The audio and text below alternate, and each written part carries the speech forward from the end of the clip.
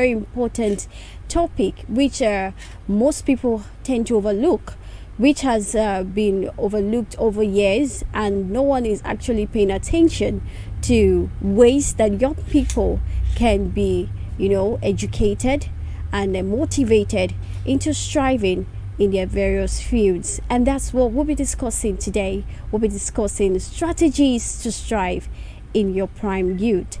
And I have a very important guest with me on the show today, but you know the custom, I'm not gonna be spilling the beans.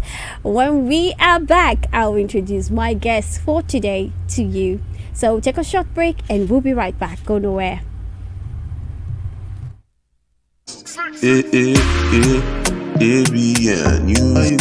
All right, welcome back to Youth Rendezvous. Today, the 12th day of March 2024. Like I initially said, we'll be discussing on strategies to strive in your prime years.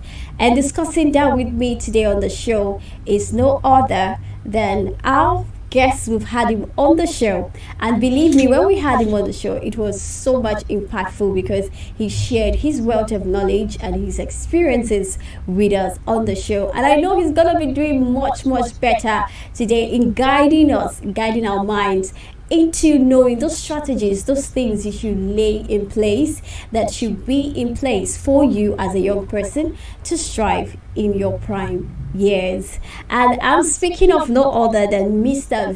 Uzoma Victor. Sir, welcome to the program. Thank you very much. Once again, Mr.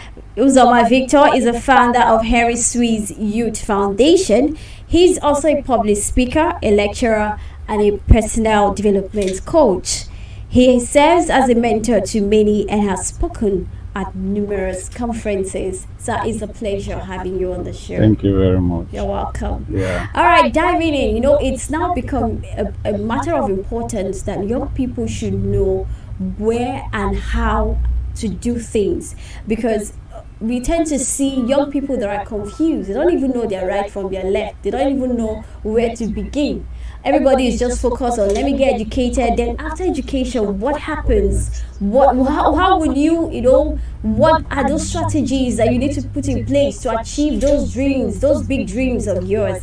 So I'll just like you, first of all, to just tell us, for those that might not know what prime years is all about. So I'll just like you to educate us on that. What is prime years? Okay.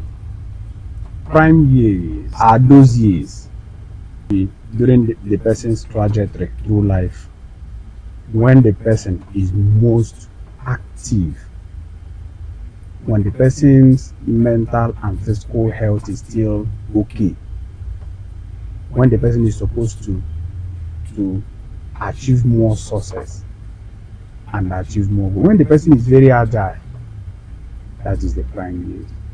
Okay. Yeah. So I heard you mention when the person is healthy. So does it tend to be that when one is coming of age, there are certain diseases or sickness that are bound to happen to one's body, that makes them not really fit anymore to actually strive? I just want you to clear, just educate us that. If you look at, will I use the word graph of growth and personal development, it's just like a triangle. Okay. It rises to the peak, and the law of diminishing return sets in and takes the person back.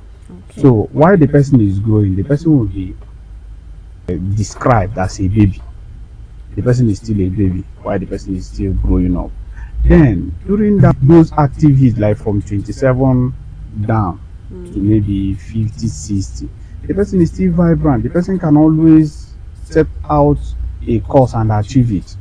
But while the person keeps growing, at some certain point in the person's life, like 70, that is why we also have retirees.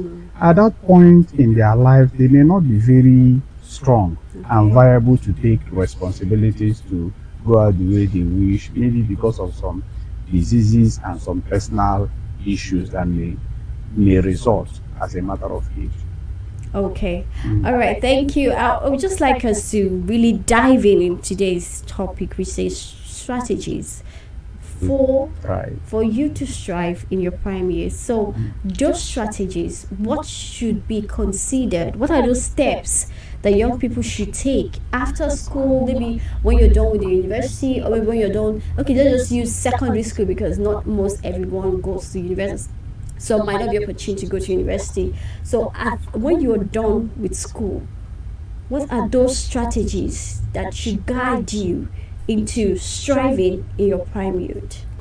For you to thrive in your prime years, number one, you must discover your uniqueness. Okay. If you don't know the reason why you are here, if you don't know what makes you unique, what sets you apart from your contemporaries and your peers, you may tend to copy people. And when you copy people, you are living an imitation life. And the imitation is limitation. So you need to discover what makes you happy. And when you discover your uniqueness, you tend to be more creative, you tend to be more innovative. You are not bound to status quo. You are different from every other person.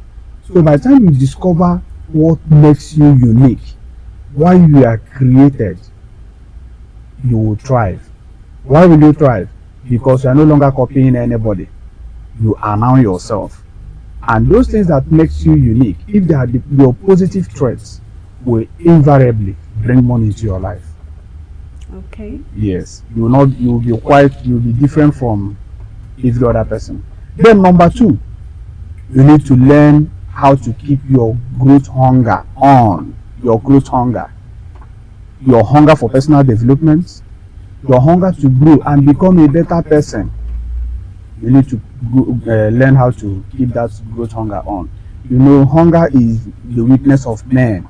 When it grips you, you are confused, you are infuriated, nothing works around you unless you satisfy that hunger, unless you eat. Once you find something to eat, you become okay. So a man who seeks for good finds good.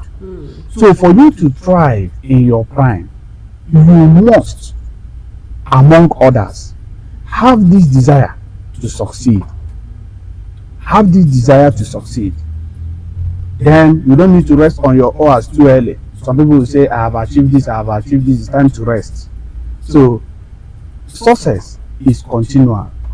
So if you must thrive in your youthful years, you must not rest your oars on time. Oars is just like what people use to steer boats. So you don't need to, if you are still in the middle of the sea or in the middle of the river, you don't need to rest on your oars until you get to the shore of the river. Yeah. So you keep going with that growth hunger burning in you. You keep going and keep getting better. Before you know it, you will become better. And the most important thing is, the secret of success is that there is no secret. There is no secret. So all you need to do is to cultivate those habits. But there are habits that can make one successful. So you need to cultivate those habits that can make you successful and then keep going. I just want us to come back home. You know, sometimes when we talk about these things and we don't make references home, it kind of comes like maybe just fallacy, maybe we're just blabbing. Yeah, let's bring it back home to Nigeria, our country. Let's talk about the economic situation in Nigeria presently now, where a lot of businesses are crumbling, people are having a lot of challenges due to the inflation of prices of things. In a situation where a young man is just done with school, no financial help from any source, family, no financial help, the government, there's no job opportunity. What can that particular young mind do in order to come out of such situation, to have at least a livelihood for him or herself? Okay. Yeah. Most times we don't see opportunities, we create one. Okay. Sometimes we don't see opportunities, we create one. So I have seen an individual who came from a very poor, or will I use the word impoverished background, but later became great in life. How was he able to do that? He started from the scratch and scratched something out. So this individual learned how to do graphic design with his phone.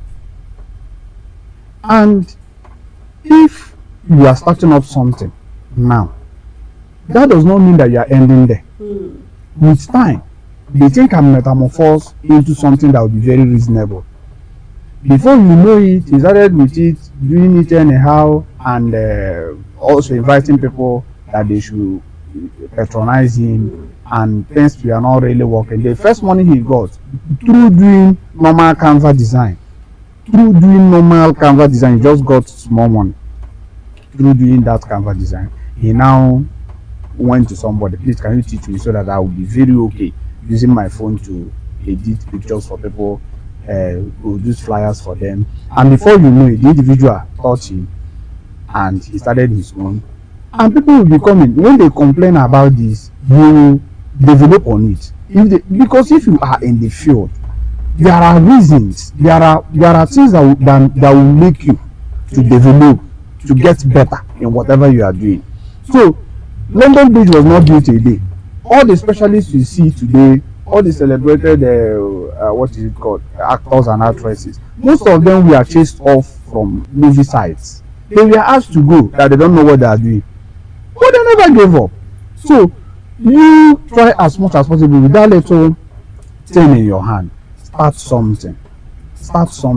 By the time you start something, with that growth hunger that we just talked about, when you start something, you have this growth hunger. Do you know that I read yesterday that Nokia, the company that is known as Nokia, their first product was tissue. Was tissue paper. But they decided not to rest there. They decided not to rest on their oars. They kept digging up. Before you know it, they started producing electronics and other accessories. So somebody can start with something and then end up being great from there. That is what I am saying. You don't just fold your hands saying that there is no job. There are some people that may teach you skills. If you are a nice person who knows how to run errands, who knows how to clean shops, there are some people that are ready to teach you. If you are a male child, or even a female child, there are some people that are ready to teach you without collecting 1 naira from you how to cut for guys and how to make hair for women without collecting a dime. And there are some also people that you can always walk up to, sir, please, I want to learn this type of skill. Like we are assisting some people now. I want to learn this type of skill, but we don't have money. Okay, how much do you have at hand? How do we come in? And the person will present how much he or she has, and then will now come in and then support. Before you know it, the person becomes useful if you really want to be useful. But with the type of situation in Nigeria today, where people don't want to do anything, but they want to become everything. They don't want to do anything, but they want to become everything. Yeah, and that has really become a very big issue. People It's a don't problem. want to do anything, but they just want to become somebody without doing anything, and it's not possible. All right, guys, still stay connected, and we will be back with the show. Go nowhere. And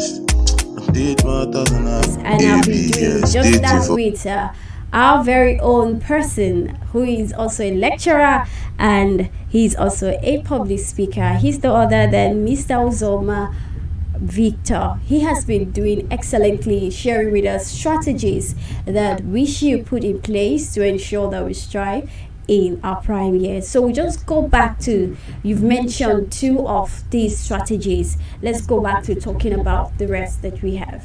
Okay. Number 3 is that individual should stay current and also work smart. Work smart. Yes, the individual should stay current and then work smart. So if you must thrive in your prime years, you have to stay current. Staying current means to be among the frontliners, means to know what you want to do and how to do it. So staying current, I see staying current as the currency of life. Being current is the currency of life. Why? Because it will help you, it will project you, it will make you go far in any field of human endeavor. So if you are current, you will not be obsolete. If you are not current, that is when you will be relegated. That is when people will not know you because you don't know much about what your industry is doing and the time they are doing it. So you have to be thoroughly informed if you must be relevant. If you must thrive in your prime years, you must be thoroughly informed in your field. Information brings reformation. The difference between the poor and the rich is information. So it brings reformation. It's quite unfortunate that the African church so much believe in demons that they overlook diamonds. But I am much interested in diamonds. Why? Because the more you keep believing that village people are after you, this one, the other one, the less you will grow, the less you will go far in life. So if somebody believes that his destiny or her destiny can be put in a bottle, that literally means that the person's destiny is too small. Because if it can enter the bottle, that means it is too small. So you work on yourself first. Forget about demons. Forget about the people chasing you around. Forget about the people that hate you in the office. The issue is, what are you bringing on board? What solution, what value are you adding to the office where you are working? As a student, what value are you bringing to the house? Some children are more preferred than the others, depending on their capacity, their ability, the way they assist the parents. Yes. So if you want to remain relevant, if you want to thrive in your prime years, you must be current. Know how to provide solutions to problems. Okay, let me tell the story of this man that was a manufacturer. His name is Alfred Bird. He was a manufacturer and a chemist. Those days when people normally buy pap. So once they buy the pap, the microorganisms will react on it and it will spoil within a short period of time. So this man went in and started thinking, how am I going to solve this problem? People buy pap and they keep wasting their money, microorganisms will react on it and it will spoil, and the cycle repeats again. So how am I going to solve this problem? He went into the lab and started his research, consulted many books, and he came up with custard, the first custard ever used. So he worked smart in that his field, and he became very relevant. Today, anytime people are drinking custard, they should know that the man who invented custard discovered a solution, offered a solution to a problem that was really a problem those days. Okay, let me just point out something. You talked about the mind. You made emphasis of changing your orientation. Yes. So, and that seems to be a problem in the society where we have this notion. We always say, even when we joke about it, your village people is after you, who is chasing you and all that. What role? And I think it's because of the religiousness of the country. Yes. We are very religious. We are very religious people, and that tends to kind of limit young minds. Yes. For example, I had so many talents as a young teenage girl that I wanted to go into so many things, but I kind of drew back because I felt that is being in the world and all that. The world, yes. So bringing it back to the young people now, what should religious bodies in Nigeria do to help young people, to know that to remove that mindset of limitation, because I see it as mindset of limitation. It limits them from growing. Our young people. Yes. Yeah. The truth is that there are some churches that human beings are not supposed to be part of. The truth be told, there are some churches that normal human beings that want to grow, that want to thrive, should not be part of. We are over religious that we are relegated, we are nothing in the country. Okay, how would a normal human being who is normal, an adult, go to church very early in the morning all through the week? Next week the cycle repeats, the upper week the cycle repeats. What will your children eat? And before you know it, the children will be dying of impoverishment. One I will not mention the name of the church now. One individual came to me one certain time that he needed his school fees. I asked him what about his parents. He said that his dad is a pastor, the mom is also the wife of the pastor, so she does not. So that as he's speaking now that they don't have anything in the house to eat, and I investigated, and that was just the story. You as a pastor, you are not doing anything apart from that your calling. Before you know it, will be a weight to your members.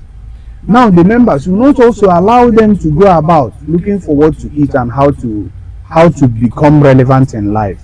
You are also asking them to be coming to church every day, here and now and then. And the young ones that are in the church, anything they want to do, they will tell them that this one is worldly. Any good clothes they want to wear, they will tell them that this one is worldly. You that is righteous, what are you producing? Now, if you compare Nigeria and China, you will see that China are really making it. They are not over religious. We are not better than them in terms of religion. Although most of them are not Christians. But actually, they are religious. They are very religious to some extent. To an extent, they don't mix. They don't let. They know how to balance the two. Yes. Yeah. You balance the two. They know they have different religions in China. Mm-hmm. Millions of it. Yeah. They know they've come to understand how to balance the equation. Their work is not coming. It's not interfering with their religious and their religious practices is not interfering with their job. Work. Yes. They kind of use this as an advantage to explore their minds into creativity, so that they will become ideas. Yes. Yeah. So and they also drag their children into producing something. Okay, after school, come to the factory. After the factory, you can now go home and pray to your God. Now, most of the important houses in many towns in Nigeria, as far as Nigeria is concerned, has been converted to churches. When every building in Nigeria will turn to churches, who will now be the members? That's my question. Who will be the members? So let's try as much as possible to forget. There are many ways to serve God. You must not serve God being a full-time pastor. There are many ways to serve God. We are serving God even as lecturers. Yeah. We serve as role models who direct children, we equip them. We even do better work than some pastors. Yeah. We even do better work than some of them. So what I am saying is, let us learn how to balance the two. And also, don't stop youths that are trying to come up to be relevant. If you take the direction that they are going, if it will fetch them something in future, don't prevent them, don't stop them. You allow them to grow. And you as a youth, if your pastor or your denomination is stopping you and you know that this thing is your calling, you are sure that you are going to make it, don't relent. Don't give a damn to anybody. Continue the process, and before you know it, you find your path in life and God will bless you. Okay, let's proceed. Are there other strategies? Yes. Right. There are other strategies. Now, if you must thrive in your prime years, number 4, you must create a system for disconnecting. You must create a system for disconnecting. There are some things we need to disconnect from in life. You need to disconnect from things that controls us. Anything that controls you is not good. It will keep you in perpetual penury. It will make you not to go far in life. Disconnect from it. We need to disconnect from womanizing and manizing. Very important. People invest so much time on sex, so much time and money, that's their resources, on sex, and before you know it, they may end up being sacked from job. They may end up not being very productive. So if you must thrive in your prime years, forget more. Just try as much as possible to reduce the level of attention you are paying to sex, and the level of time and then the resources you are investing in it, so that you can use those resources to invest into something that will be very positive. There's what we call sex transmutation. Sex transmutation is just like channeling your sexual power into something meaningful. So when that urge comes for sexual intercourse, you can channel it into maybe writing a song, writing a book, going out to talk to somebody, reaching out to people via charity, and many other positive works. Then Second thing you need to disconnect from is wasteful company. Wasteful company. There are some friends that knows when money enters into your hand. Once money comes, they will come. They will come help you to finish it. Once they finish it, they go. So disconnect from them. They are not really good friends. And there are also some friends you spend time with.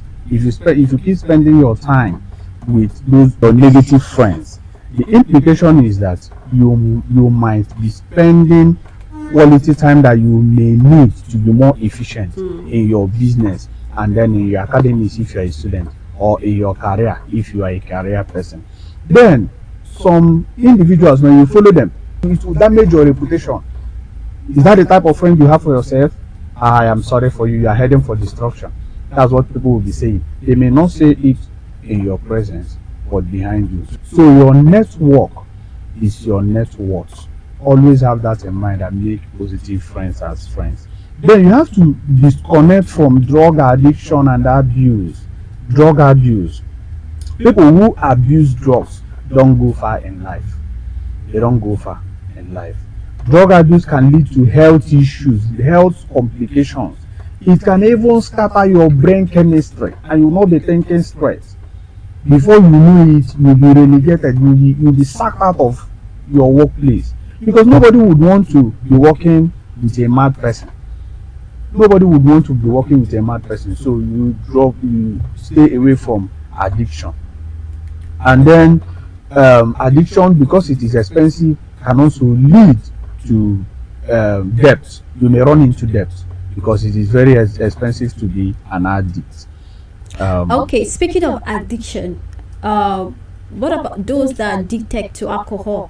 Because back then, I remember back in Port Harcourt, where I was working as a young lady then, I met several young guys. You see them in the afternoon, they are looking all dirty because they are into this, what they call bunkering work. Yeah. You see them looking all dirty in the afternoon. Then at night, you see, when you see those same guys, they've all taken their baths to shop with their canvas and everything. The next thing they're heading to a bar with their girlfriends. And you see them lavishing those monies that they labored for in the afternoon. And that kind of got me thinking, and I was like, if these guys know how much they spend on a daily basis on the bottle, and recently then it was even cheap, now it's expensive. It's very expensive. It's expensive. If you imagine how many bottles you take per day, if you're actually saving that very money, it would result to something in a year. It's something that you can actually use to start up anything you envision. So that brings it to the mindset.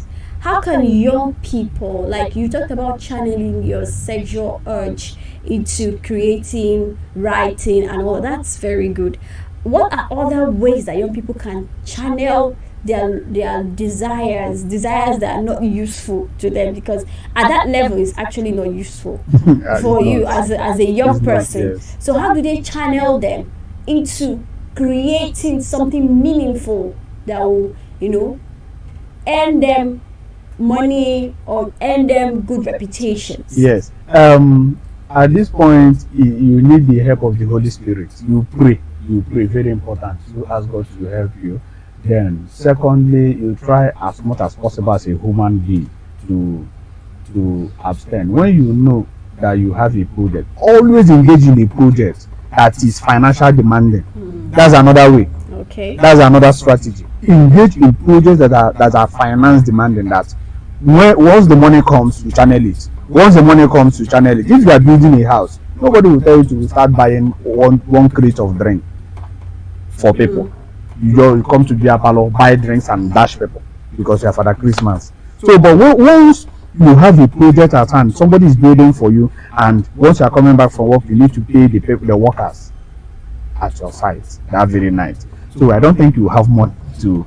Most times, why people drink is because maybe they feel that they have the money to drink.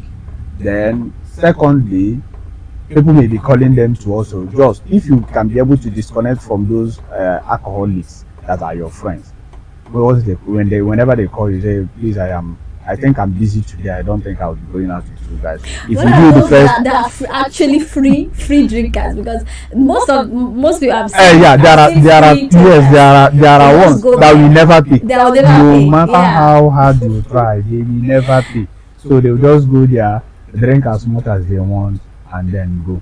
So if you are really a youth, a teenager, or a youth, and you want to try in your prime years, try as much as possible to stay away. Because once the addiction comes, once it comes, it will take, in fact, Jesus himself to deliver you. It will take Jesus himself to deliver you. So there's this slogan we normally use whenever we go for secondary school outreaches. We use that slogan: "Be smart, don't start." Be smart, don't start. What it means is, be smart, don't start it at all. Don't start it for the first time, because any habit you cultivate now, you will find it difficult to stop. I will just have to cut you right there. We'll take a little bit commercials and we'll be right back with the show. Go nowhere, stay with us. It's okay. ABN News Updates. ABN. ABN. Alright, welcome back to Youth Rendezvous on your darling station, ABN Radio and Television. This program comes your way every Tuesday from 2 p.m. to 3 p.m. right here. And you can also participate right now on the show. You can send your opinion as comment down the comment section if you're watching live on Facebook. But if you're listening to me on ABN Radio, you can call in or send an SMS to 0810905 55550. 0810905 55550. All right, back to you, Mr. Victor. Yeah. We were talking about some of the strategies, and you've actually mentioned 4 of it. Yeah. So let's just proceed. Okay. The fourth one I said is that you need to learn how to disconnect. Then people also under it. People, apart from drugs, wasteful company, people also need to disconnect themselves from maddening crowd. Maddening crowd. You know why God gave us the ability to be independent? But there is this force inside of us as humans that craves to be entwined or to be entangled with people, that wants to be doing exactly what every other person is doing. So we need to disconnect from it. Do your thing your own way. Most times when you do all things, people tend to notice you more than when you do exactly what every other person is doing. Yeah. Imagine coming to a place now, maybe in a gathering of priests, every priest, most of them are putting on whites. All of them are putting on, except one person wearing black. That person will be noticed. So you see, so you need to stay away from maddening crowd, disconnect from it, because when you move with crowd, your voice will be crowded. Nobody will hear your voice. Also, you need to disconnect from people who praise poverty. There are people who are deriving joy in praising poverty. Now, this country is very hard. Nothing is working. They will go to newspaper stand, drag with other people, and they will end up not buying any newspaper. So very early in the morning, they will go and say, Tinubu do this, Tinubu did the other one. So people will be, unless it is not right, and everybody, they will keep lamenting, talking all manner of rubbish. But at the end of the day, they are not really making any good impact. Poverty, most times, it comes from the state of mind. Yeah. A typical poor man has one active part in his body, and that is his mouth. He uses it for 3 things. Number 1, to fantasize. See this car, I will buy it. You see this house, I will build it. I like this person. They know the net worth of every wealthy man in their locality. They know the scent of every wealthy man also in their locality. They know who is a wealthy man. They know who is a ritualist. They know this. They know the other one. Good. They fantasize too much without making efforts on how to make the same amount of money that that person is making. Then number 2, they criticize. Nobody does things better than them. If you sing in the choir, don't you see the way she's singing? They will come and start blabbing, yabbing you. They know how to exercise too much. Nobody is better than them. Number 3, they use the mouth to consume food. See them consume a lot of food, a lot of alcohol, and before you know it, they will start dying. So during burials, they are among the frontliners during burials, consuming food. Die, they will refuse to die. Die, they will refuse so that people will come and eat their own food. So you see, so that is it. You need to disconnect from such people who praise poverty. You disconnect from them, then keep doing the right thing. Before you know it, God will remember you. Then number 5 strategy. Number 5 strategy to thrive in your prime. Learn how to reach out and take care of others. Learn how to reach out and take care of others. If you are in your prime and you need to succeed, you must develop this heart that touches life. So the best way to create wealth is to solve problems. When you discover a problem and solve it, before you know it, wealth will spring forth from there. If you have this heart, this desire to assist people, this desire to discover problems in a locality, before you know it, things will start working out for you. It will metamorphose into money with time. So you learn how to reach out to people in your prime. So you bring solutions to problems. It is the problem you solve, as I said earlier, that puts the finance in your hand. So the days are gone when people glory in the courses they read. Some people will say, I read taxonomy, I read the animal education, I read this, I read the other one. If the course you studied in school cannot solve anybody's problem, is not bringing solution to the world, then that degree they gave you is tissue paper. Yes, that's your course must be a source of problems, or it must solve people's problems. That is the only time it will be relevant.